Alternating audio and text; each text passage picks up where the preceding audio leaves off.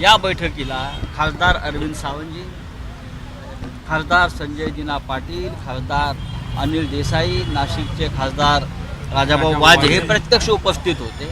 ओमराजे निंबाळकर यांचे चिरंजीव हे पुण्याच्या दीनानाथ मंगेशकर इस्पितळामध्ये ॲडमिट आहेत. त्यांच्यावर उपचार सुरू आहे. तिथून ओमराजे उपस्थित राहिले. त्यानंतर जे भाऊसाहेब वागचौरे यांच्या पत्नी आजारी आहे, त्या शिर्डीच्या दवाखान्यातून त्यांनी सहभाग मिटिंगमध्ये ते राहिले. आमचे आष्टेकर नागेश, तिथे एक निवडणूक आहे, त्यांचे जे चिरंजीव आहेत ते विधान परिषदेचे उमेदवार आहेत आष्टेकरांचे, त्यात ते बिझी आहेत. आष्टेकरांनी तिथून भाग घेतला. यवतमाळ वाशिमचे खासदार जे आहेत संजय देशमुख, मुलीच्या लग्नासंदर्भात काही बैठक आहे आणि 9च्या 9 खासदार या बैठकीत सहभागी झाले.